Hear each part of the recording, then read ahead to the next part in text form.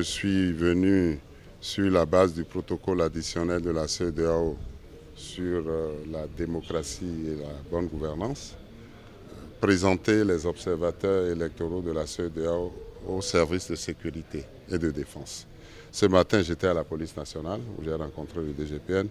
Et là, présentement, je suis chez ce que nous appelons les Pandores. Les Pandores, la gendarmerie nationale, qui couvre plus de 75% du territoire national. Et en fait de sécurisation des élections, qui est un aspect fondamental de l'exercice du droit de vote dans un environnement de sécurité, la gendarmerie occupe une place importante. Je suis venu les écouter, voir quelles sont les dispositions sécuritaires qu'ils ont prises, qui vont être déployées sur le terrain et les assurer du soutien de toute la population communautaire de la CEDEAO. Le président de la commission de la CEDEAO, M. Kassibrou, et tous les chefs d'État membres de la CEDEAO, vous savez qu'ils sont 15, il y a 15 États membres, ils sont très concernés par les élections au Sénégal. Le Sénégal qui a une bonne expérience démocratique très louable. Et je suis venu apporter le message de soutien de toute la CEDEAO. Est-ce que vous pouvez nous faire un petit résumé du compte rendu de votre vie? Mais c'est tout le haut commandement de la gendarmerie qui est réuni, le haut commandant de la gendarmerie, avec le commandant en second, et tous les autres chefs des grandes composantes de la gendarmerie, qui m'ont exposé vraiment de la façon la plus professionnelle qui soit les dispositions qu'ils ont prises depuis déjà les petites revendications par rapport à la loi sur le parrainage, par rapport au choix des candidats par le Conseil constitutionnel. Ils ont à gérer 6 800 000 environ électeurs dans 14 000 bureaux de vote, ensemble avec la police nationale. Et je pense qu'ils m'ont rassuré, comme le président de la Sénat m'a aussi rassuré, que le matériel a été déployé sous bon contrôle sécuritaire. Le vote aura lieu le 24 février. Le 16 février, c'est au Nigeria. Vous savez, on a 2 grosses élections en Afrique de l'Ouest. Le 24 février, ça se passera sous bonne surveillance sécuritaire, comme la campagne a démarré sous bonne surveillance sécuritaire pour le bien-être de tous les candidats retenus et de toute la population électorale et non électorale du Sénégal. Êtes-vous rassuré de ce que vous avez vu? Le Sénégal a une bonne expérience démocratique. Et la force du Sénégal réside aussi dans le caractère républicain des armées, des services de sécurité. Et cette force, ce caractère républicain consolide souvent la démocratie dans notre Afrique de l'Ouest. J'ai confiance, la CEDEAO a confiance, tous les chefs d'État ont confiance, que la population sénégalaise aussi ait confiance. En réalité, on n'avait pas d'inquiétude. On avait à apporter le soutien de la CEDEAO de tous les 15 États membres de notre communauté régionale aux organes de gestion des élections et aux forces de sécurité et de défense pour qu'il y ait une harmonie qui mette le peuple en confiance pour que chacun puisse sortir, les 6 millions et quelques d'électeurs, puissent sortir dans la masse des 15 millions de population du Sénégal pour voter dans la paix et que cela soit une fête démocratique. Nous avons visité ce matin le directeur général de la police avec son haut commandement. Ensuite, le haut commandement de la gendarmerie nationale, qui sont les premières forces de sécurisation.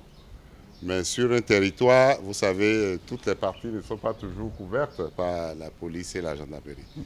C'est l'armée qui vient à la rescousse sur les grands axes les plus reculés de nos campagnes, sur nos frontières.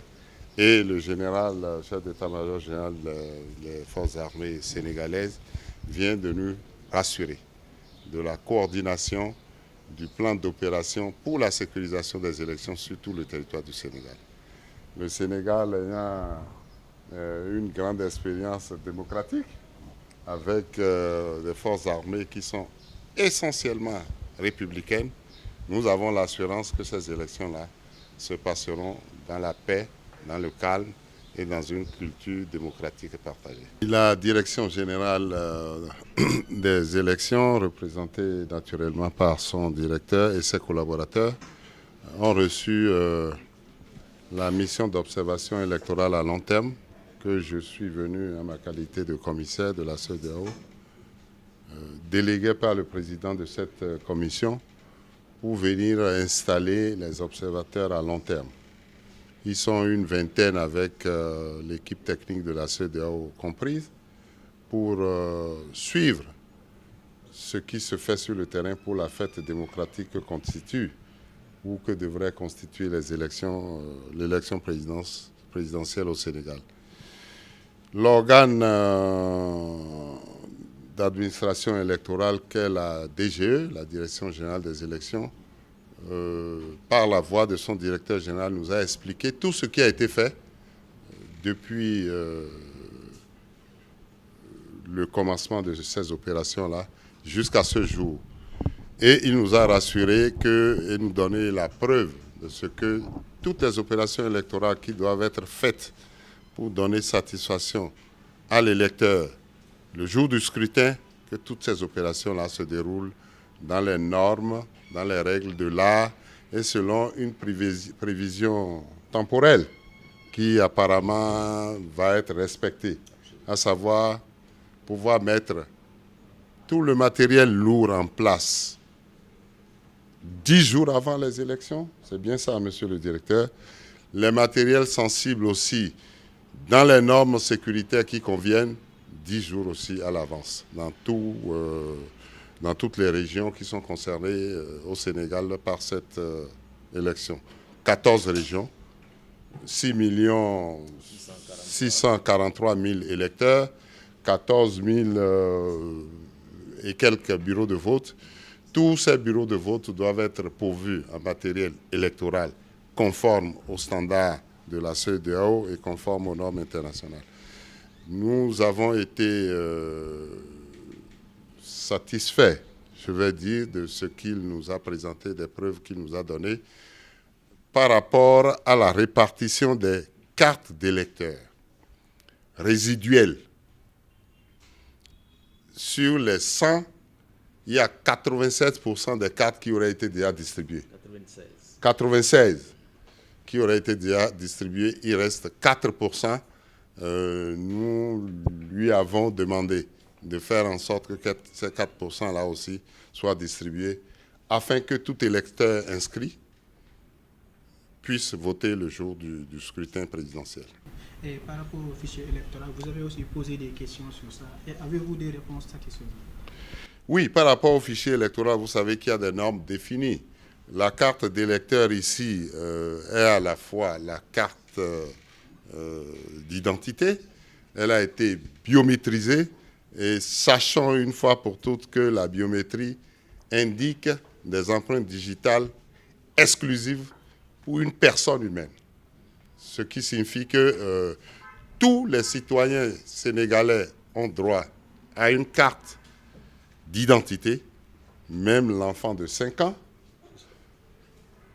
Mais s'il n'a pas 18 ans, au dos de ces cartes biométriques d'identité, il ne peut pas avoir la possibilité de voter. Ça nous a été expliqué. Et il y aurait aussi des citoyens qui, même en ayant l'âge électoral, refusent d'être des électeurs. On choisit de ne pas être électeur. Donc cette mention-là figure au dos de ces cartes d'identité nationale. Voilà, ces explications, nous avons demandé à l'organe administratif pivot des opérations électorales d'expliquer suffisamment pour que le commun des mortels sénégalais et de la communauté de la CEDEAO soit bien au courant.